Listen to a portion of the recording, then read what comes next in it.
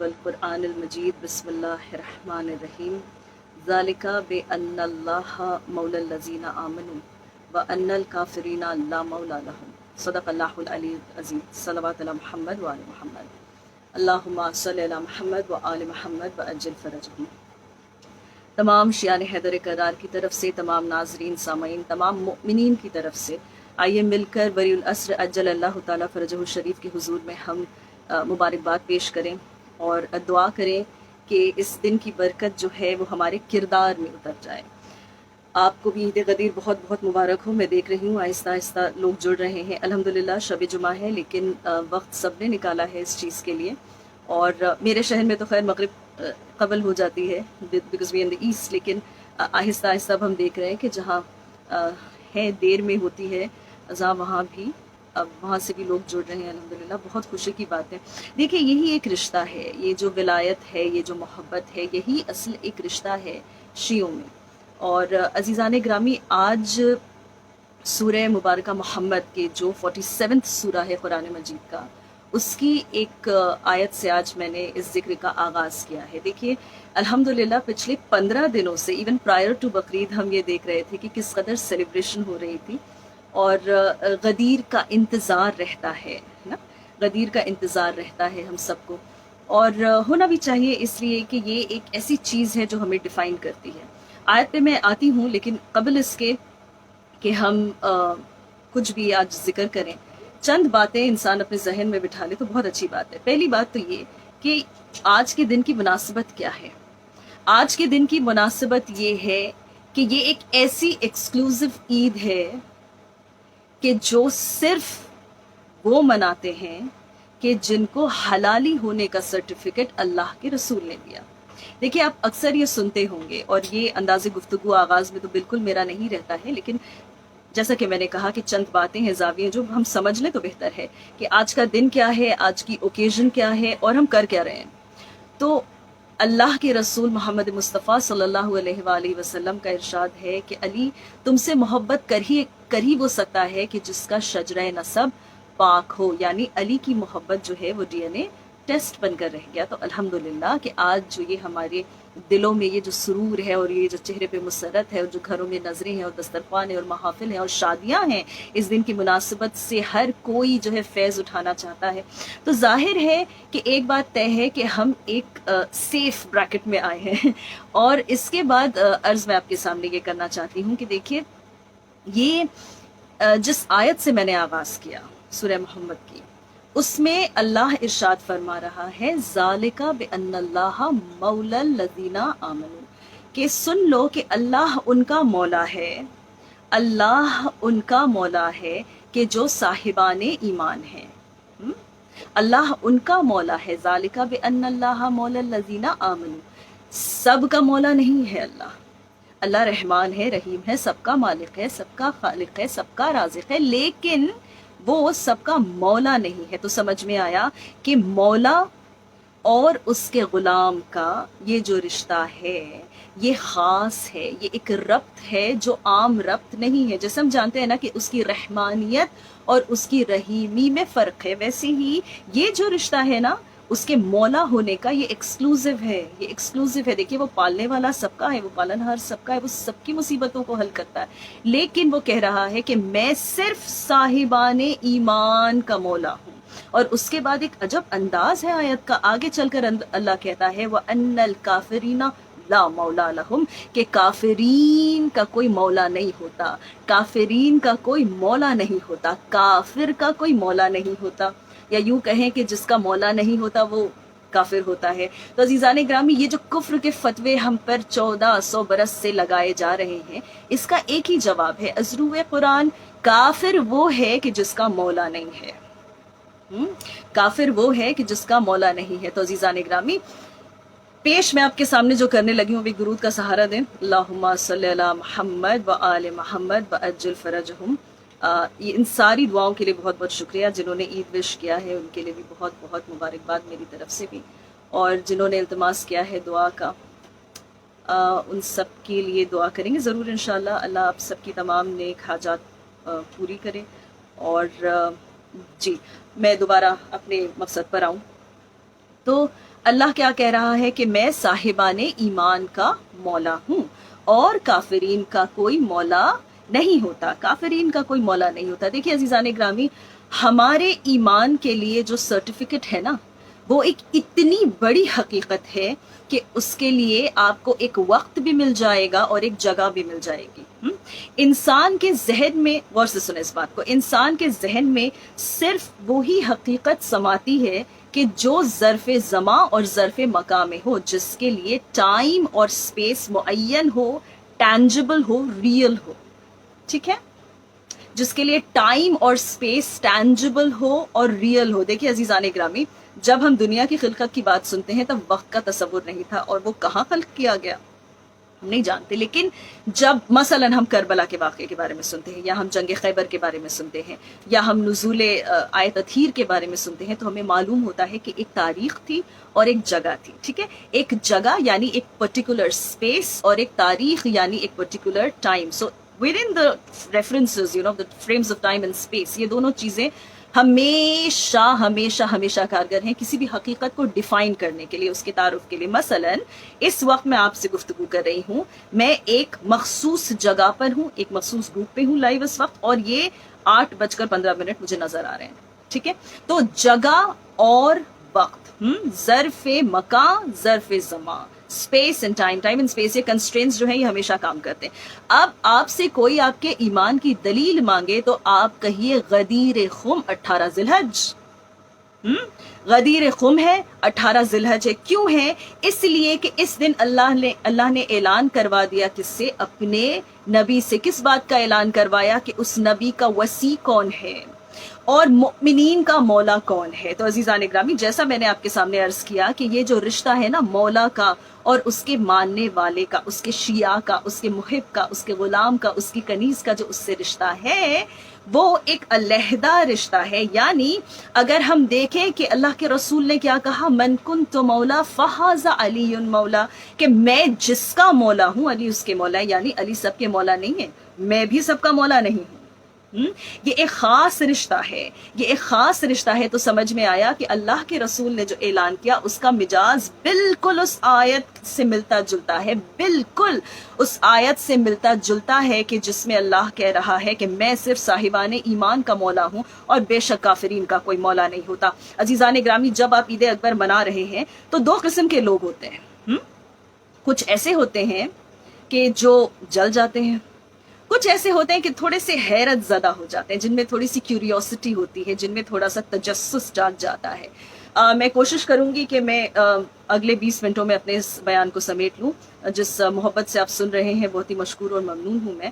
آپ سے کہنے یہ لگی ہوں کہ جب آپ عید اکبر مناتے ہیں تو آپ کو ہمیشہ دو باتوں کا سامنا کرنا پڑے گا۔ ایک ایسا ہوگا کہ لوگ جلنے لگیں گے، آپ انہیں جلنے دیں، اس لیے کہ انسان کو مستقبل میں جو کرنا ہے اس کی عادت وہ ابھی سے ڈال لے تو بہتر ہے۔ بھائی عید اکبر سے، علی کے نام سے، علی کے ذکر سے، علی کی فضیلتوں کے بیان سے جو جلتا ہے اس کا ٹھکانہ جہنم کے سوا اور کوئی جگہ ہے ہی نہیں۔ تو انہوں نے اگر یہ طے کر لیا ہے کہ انہیں جلنا ہے تو انہیں جلنے دے، وہ فیوچر کی پریکٹس کر رہے ہیں، اللہ انہیں کامیاب کرے، جلتے ہی رہے یہاں وہاں ہر جگہ۔ لیکن جو لوگ تجسس میں آتے ہیں، جو لوگ کیوریس ہو جاتے ہیں، جو جاننا چاہتے ہیں کہ بھئی اب یہ کیا ہے، اچھا آج کیا کر رہے ہو، اچھا عید غدیر کیا ہے۔ تو عزیزان گرامی، جب آپ عید اکبر منائیں گے تو دو باتیں ہوں گی، یا تو لوگ جلیں گے یا حیرت زدہ ہوں گے۔ اگر جلے ان کے حال پہ انہیں چھوڑ دیجئے، لیکن اگر حیرت زدہ ہوئے اور ان میں تجسس جاگ گیا تو پھر دو باتیں ہوں گی۔ وہ دو باتیں کیا ہیں؟ یا تو وہ پتا کرے گا کہ غدیر پر ان کی خوشی کی وجہ کی جو حقیقت ہے وہ کیا ہے، یا تو نہیں پتا کرے گا۔ اگر نہیں پتا کرتا ہے تو پھر وہ کافر ہے، اس لیے کہ اللہ کہتا ہے کہ کافر کے معنی ہی وہ ہے کہ جو ڈھاک دے حقیقت کو، جو حقیقتوں پر پردہ ڈال دے، وہ کافر۔ کفر کے معنی ہی یہی ہے، کفر کے معنی ہی یہی ہے کہ جو حقیقت پہ پردہ ڈال دے وہ کافر ہے۔ تو عزیزان گرامی، جو نہیں پتا کرنا چاہتا ہے، جو چاہتا ہے ignorance is bliss، جو چاہتا ہے کہ میں اپنی جہالت میں بالکل ویسے ہی مطمئن رہوں، اسے چھوڑ دیں۔ لیکن جو پتا کرنے جائے گا تو پھر دو باتیں ہوں گی، ٹھیک ہے؟ یا تو وہ ہمارے پاس آ کر پتا کرے گا، یا تو پھر اپنی کتابوں میں جھانکے گا. اب جب ہمارے پاس آ کر پتا کرے گا تو ہم تو اسے سب کچھ بتا دیں گے، ہے نا. لیکن جب اپنی کتابوں سے پتا کرے گا تو اس یہ دیکھے گا کہ پھر دو باتیں ہوں گی. وہ یہ دیکھے گا کہ کچھ لوگ ہیں جو اس کا ذکر کرتے ہیں اور کچھ ہے کہ سرے سے انکار کر دیتے ہیں. اب جو سرے سے انکار کر دیتے ہیں وہ ان پر کانسنٹریٹ نہیں کرے گا، اس لیے کہ 1.5 لاکھ سے بھی زیادہ روایات غدیر کی موجود ہیں الحمدللہ. تو جب یہ 1.5 لاکھ روایت میں سے اگر وہ 50 بھی دیکھ لے گا، 100 بھی دیکھ لے گا، اتنے بڑے بڑے نام ہیں، تو اس کے بعد کیا ہوگا؟ اس کے دل کا تجسس اور بڑھے گا، اور جو دل کا تجسس بڑھا نا تو پھر دو باتیں ہوں گی. یا تو وہ ہمارے پاس آ جائے گا یا پھر واپس اپنے لوگوں کے پاس جائے گا. بھائی جب ہمارے پاس آئے گا تو ہم ہاتھ کھڑے کر دیں گے. اب دیکھیے ہماری قوم ہی وہ نہیں ہے جو ہاتھ کھڑا کرے. وی نیور سرینڈر، کیونکہ ہم نے اپنے مولا سے سیکھا ہی نہیں ہے. یہ ہم نے اپنے رہبروں سے یہ کبھی سیکھا ہی نہیں کہ ہم ہاتھ کھڑے کریں. ہاں ہم ہاتھ کھڑے کرتے ہیں صرف نعرہ حیدری لگانے میں. تو وہ جب ہمارے پاس آئے گا ہم نعرہ حیدری لگائیں گے، اسے ویلکم کریں گے اور اس کو اپنا بنا لیں گے. لیکن اگر وہ اپنے لوگوں کے پاس گیا کہ جو غدیر کے بارے میں جانتے ہیں، لکھتے ہیں، پڑھتے ہیں لیکن نہیں مناتے یا انکار کرتے ہیں، تو پھر دو باتیں ہوں گی. یا تو وہ خاموش ہو کر انہی کے ساتھ مل جائے گا، یا تو وہ خاموش ہو کر انہی کے ساتھ مل جائے گا، یا پھر وہ محب علی میں شامل ہو جائے گا، محبان علی میں شامل ہو جائے گا. اور جب وہ محبان علی میں شامل ہو جائے گا، قرآن بڑھ کر کہے گا قد افلح المؤمنون، کہ بے شک مؤمنین جو ہیں وہ فلاح پا گئے. وہ پہلی آیت کے جس کی تلاوت میرے مولا علی علیہ الصلوۃ والسلام نے آغوش رسالت میں کی تھی. قرآن بڑھ کر یہ دلیل دے گا، قرآن بڑھ کر یہ دلیل دے گا اس کے ایمان پر. اور اگر وہ خاموش ہو گیا تو اللہ پھر یہی کہے گا ان اللہ لا یہدی القوم الکافرین، کہ اللہ کبھی کافرین کی قوم کی ہدایت نہیں کرتا. اللہ کبھی کافرین کی ہدایت نہیں کرتا. اگر کسی کے پاس ہادی نہیں ہے، برعکس کر کے دیکھے معاملہ، کہ اگر کسی کے پاس ہادی نہیں ہے تو وہ کافر ہے، اگر کسی کے پاس مولا نہیں ہے تو وہ کافر ہے. ہمیں کافر کہنے والے اب خاموش رہیں اس لیے کہ ہمارے پاس مولا ہے. ایک درود پڑھیں مل کر، اللہم صلی علی محمد و آل محمد و اجل فرجہم. عزیزان گرامی، مسلسل یہ جو آپ کی دعائیں ہیں یہ میں لے رہی ہوں، سمیٹ رہی ہوں، بٹور رہی ہوں انشاءاللہ. اور آپ کے لیے بھی اتنی ہی دعائیں ہیں میرے دل میں جو اس وقت میں بیان نہیں کر سکتی. گلچ ان the network. Anyway, تو میں کنٹینیو کروں اس چیز کو.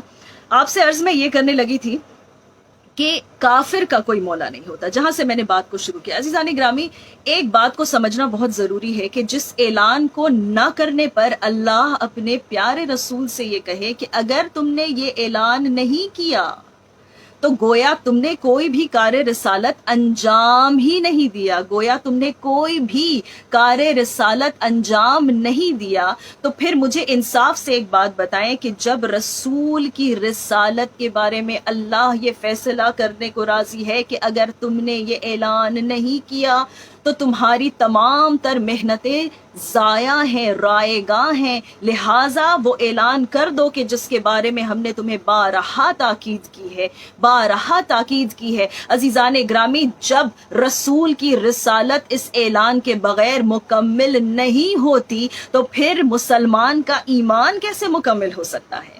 کیسے مکمل ہو سکتا ہے؟ ایک درود پڑھے مل کر، اللہم صلی علی محمد و آل محمد و اجل فرجہم.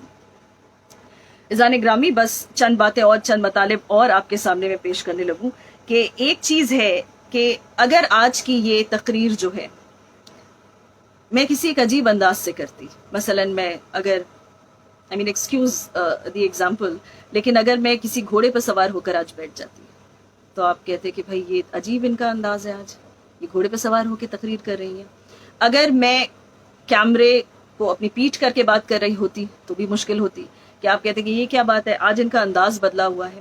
دیکھیں میری ساری تقریر آپ بھول جاتے، لیکن جس تقریر میں میں کچھ الگ سا کرتی نا وہ بات آپ کو ہمیشہ یاد رہتی. کیوں؟ اس لیے کہ اس میں ایک ڈسٹنکٹیونیس ہے، اس میں ایک علیحدہ پن ہے نا. تو اس علیحدے پن کو رسول نے کیسے طے کیا کہ اونٹوں کے پالانوں کا، اونٹوں کے کجاووں کا ایک ممبر بنوایا. دیکھیے معمولی بات نہیں ہے، 1.5 لاکھ کا مجمع از اے ہیوج کراؤڈ. ہاں، ان کا انتظار کیا کہ وہ جو آگے بڑھ گئے تھے وہ پیچھے آ جائیں، جو پیچھے رہ گئے ہیں وہ یہاں تک پہنچ جائیں. اور غدیر قم کے اس میدان میں جب سب جمع ہو گئے تو کہا کہ دیکھو کجاووں کو اتارو. اور اتار کے ایک ممبر بناؤ، کجاووں کو اتارو اور اتار کر ایک ممبر بناؤ، تاکہ تمہیں ہمیشہ یاد رہے، تمہیں ہمیشہ یاد رہے کہ یہ ایک الگ انداز کا اعلان تھا، یہ ایک الگ انداز کی بات تھی، یہ ایک الگ انداز کا خطبہ تھا۔ اور جب تم اس کا ممبر بنا دو تو پھر یاد رکھنا تم 3 دن تک یہاں پر مہمان ہو۔ اور اللہ کے رسول نے جب اپنا ہاتھ لگایا تو وہ مختصر سی غذا ان سب کے لیے کافی ہوئی۔ 3 دنوں تک دعوتیں چلتی رہی۔ کیا ہوا پھر؟ ممبر پر خود بلند ہوئے رسالت مآب اور ایک طویل خطبہ دیا۔ عزیزان گرامی، صرف یہ جو ایڈریس ہے لوگوں سے، یا ایھا الناس یا ایھا الناس یا ایھا الناس، اگر آپ دیکھیں تو یہ کم سے کم 55 مرتبہ اس خطبے میں ملتا ہے، 55 ٹائمز۔ اس کے علاوہ جو باتیں ہیں، جو آیات ہیں، جو تاکیدیں ہیں، جو یاد دہانیاں ہیں، وہ الگ ہیں۔ صرف اتنے تاکیدیں جو ہیں وہ 55 ہیں۔ ہر بار رسالت مآب نے بڑی بڑی لمبی لمبی باتیں جو ہیں اور جملے جو ہیں وہ دہرائے ہیں۔ مجھے انصاف سے بتائیے، وہ چلچلاتی دھوپ ہے غدیر خم میں، ایک درخت بھی جو ہے وہ سایہ دار وہاں پر نہیں ہے، اور لوگ جو ہیں وہ اپنے سروں پہ وہ صافے ڈال کر بیٹھے ہوئے ہیں، اتنی گرمی ہے، حاجی پریشان ہے۔ بھائی بھولنے کا تو سوال ہی نہیں اٹھتا، بھولنے کا تو سوال ہی نہیں اٹھتا ہے۔ یہ کیسے بھول گئے، کیسے بھول گئے غدیر، کیسے بھول گئے جب ان کے بڑوں نے یاد رکھا تھا، کیسے بھول گئے غدیر۔ اور اس کے بعد اس اونٹوں کے پالانوں کے ممبر پر بلند ہو کر جب اپنا خطبہ دے چکے رسالت مآب، تو کہا کہ اب میں وہ اعلان کرنے لگا ہوں کہ جس کے لیے جبریل ابھی اس وقت 3 مرتبہ میرے پاس آئے، اللہ کا سلام لے کر آئے، اور اب میں وہ اعلان کرنے لگا ہوں۔ اے مسلمانوں، یاد رکھنا کہ میرے بعد میرا جانشین، میرا ولی، میرا وصی، میرا بھائی علی ابن ابی طالب ہے۔ اور ایک مرتبہ مولا کو اپنے ہاتھوں پر بلند کر کے کہا، من کنت مولا ہو فہذا علی مولا، اللہم صلی علی محمد و آل محمد و اجل فرجہم۔ عزیزان گرامی، بس وہیں پر ایک ڈیلینیشن ہو کر رہ گیا کہ صاحبان ایمان کون ہے اور صاحبان کفر کون ہے۔ جو بھی اس سے خوش ہوا اس کا شمار ایمان والوں میں ہو گیا، جس کا دل جلا اس کا شمار کافرین میں ہو گیا۔ اب لوگ جتنے چاہیں آپ کے اوپر فتوے لگاتے رہیں، گھبرائیے گا نہیں، کیونکہ آپ کے پاس مولا ہے۔ کیسا مولا ہے جو سب سے بہترین ہے، کیسا مولا ہے کہ جس نے کبھی اپنے اصولوں پر کمپرومائز نہیں کیا، کیسا مولا ہے جو کبھی کسی کے سامنے زیر نہیں ہوا، کیسا مولا ہے کہ جس سے بڑھ کر کبھی کوئی نہیں ہوا، کیسا مولا ہے کہ جس کا طواف ہر فضیلت کرتی ہے، ہر فضیلت جب علی کے قدموں میں خود کو پاتی ہے تب کہیں جا کر فضیلت بنتی ہے۔ عزیزان گرامی، خوشا نصیب آپ کے کہ آپ کے پاس ایسا مولا ہے کہ جو آپ کو عزت بخشتا ہے، جو آپ کو یہ عید منانے کا لائسنس دیتا ہے۔ اللہ اکبر! کس کے پاس ہے ایسا رہبر، کس کے پاس ہے ایسا سپر ہیرو؟ کسی کے پاس نہیں۔ عزیزان گرامی، یہ ہماری قوم کے پاس ہے، یہ ہمارے پاس ہے، یہ مؤمنین کے پاس ہے۔ عزیزان گرامی، لیکن یہ صرف خطابت کے جملے کہہ کر میں یہاں سے جانا نہیں چاہتی۔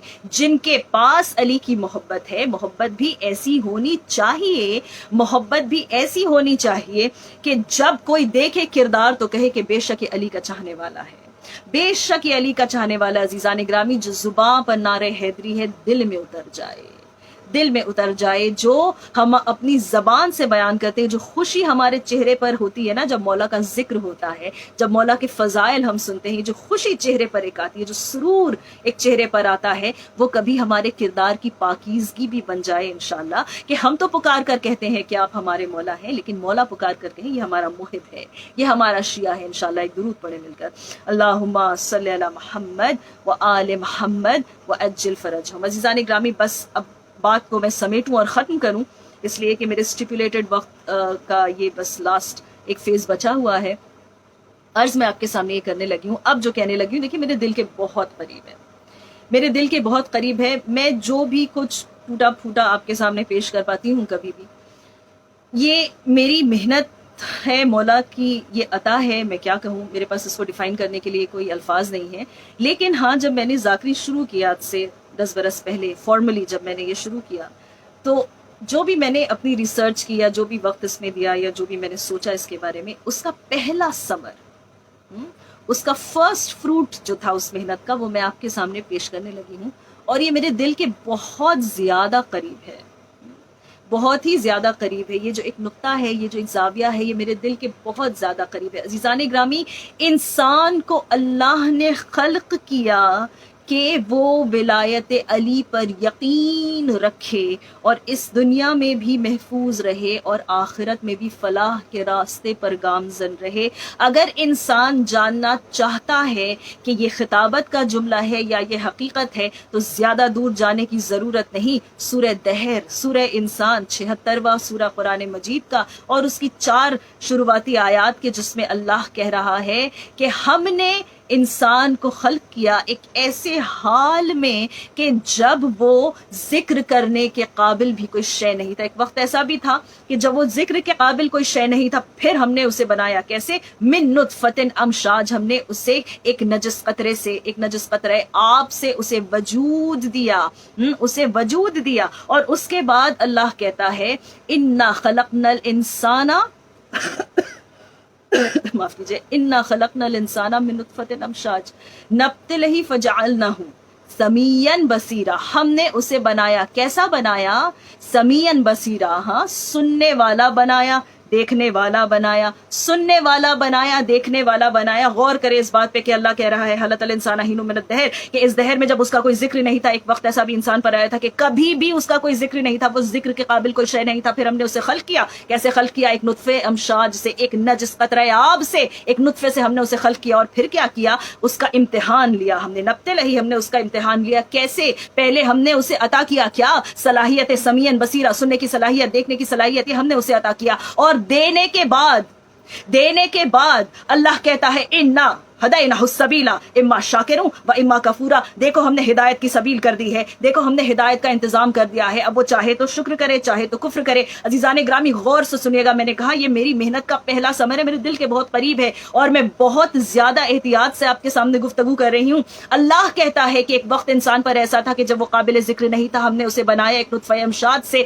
اور اس کے بعد ہم نے اس کا امتحان لینا چاہا، اور امتحان لینے کے پہلے ہم نے اسے سننے والا بنایا اور دیکھنے والا بنایا، اور ہم نے اس کی ہدایت کا انتظام کیا ہے۔ اب چاہے وہ شکر کرے، چاہے وہ کفر کرے۔ عزیزان گرامی، اللہ نے حواس خمسہ دیے انسان کو، اتنی صلاحیتیں دی ہیں کہ وہ خلا میں پہنچ جائے، وہ چاند پر پہنچ جائے، وہ کتنی چیزیں کر رہا ہے اور آئندہ نہ جانے کیا کیا کرے گا۔ لیکن اللہ کہہ رہا ہے کہ ہم نے اسے سننے والا بنایا، ہم نے اسے دیکھنے والا بنایا، ہم نے اسے سننے والا بنایا، اور ہم نے اسے دیکھنے والا بنایا۔ میری ناقص عقل میں یہی بات آتی ہے کہ اللہ نے ہدایت سے جو 2 حواس جوڑے ہیں، جو 2 سینسز جوڑے ہیں ہدایت سے، عزیزان گرامی، غدیر خم کے میدان میں یہی دو چیزیں تھیں کہ جن کا استعمال انسان کو کرنا تھا۔ ایک اس کی دیکھنے کی صلاحیت تھی، ایک اس کی سننے کی صلاحیت تھی، اس لیے کہ اللہ کے رسول نے اپنے ہاتھوں پر بلند کیا تھا، اور بلند کرنے کے بعد کہا تھا من کنت مولا ہو فہذا علی مولا،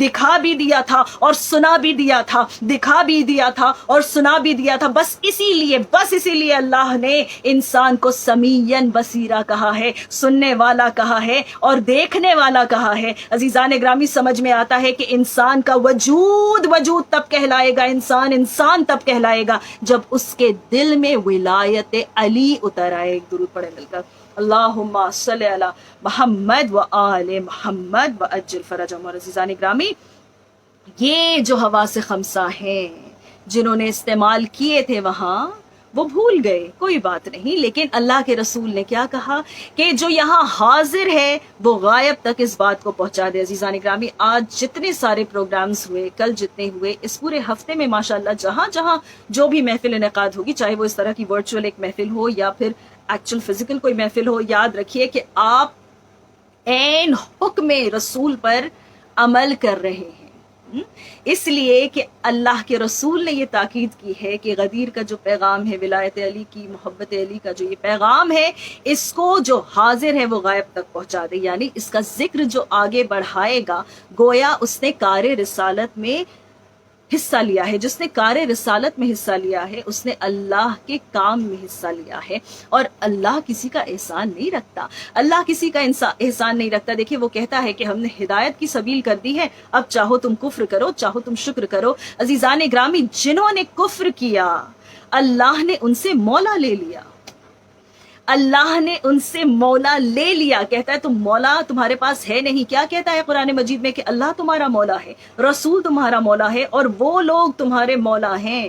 اب یہاں لوگ کا ذکر آتا ہے، والذین ہے نا. تو ایک کا ذکر نہیں، یعنی تمام ائمہ معصومین علیہم الصلوۃ والسلام. بہرحال یہ خود ایک بہت طویل بحث ہے، لیکن اس وقت میں بہت سرسری ایک پیش کرنا چاہتی ہوں آپ کے سامنے کہ یہ جو آیت ہے جس میں پروردگار یہ کہہ رہا ہے کہ تمہارا مولا اللہ ہے، تمہارا ولی علی ہے، معاف کیجیے گا، تمہارا ولی جو ہے وہ خود اللہ ہے اور رسول ہے، اور وہ لوگ ہیں کہ جو حالت رکوع میں زکوٰۃ عطا کرتے ہیں. تو عزیزان گرامی سمجھ میں آ گیا کہ مولا بھی آپ کے پاس ہے، ولی بھی آپ کے پاس ہے، کافر کے پاس یہ دونوں چیزیں نہیں ہیں. اللہ نے اس ربط کو ہی کاٹ دیا ہے، اللہ نے اس ربط کو ختم کر دیا ہے، اللہ نے اس ربط کو مٹا دیا ہے، کیونکہ کفران نعمت کے بعد اللہ کہتا ہے کہ میں اور برکت نہیں دیتا.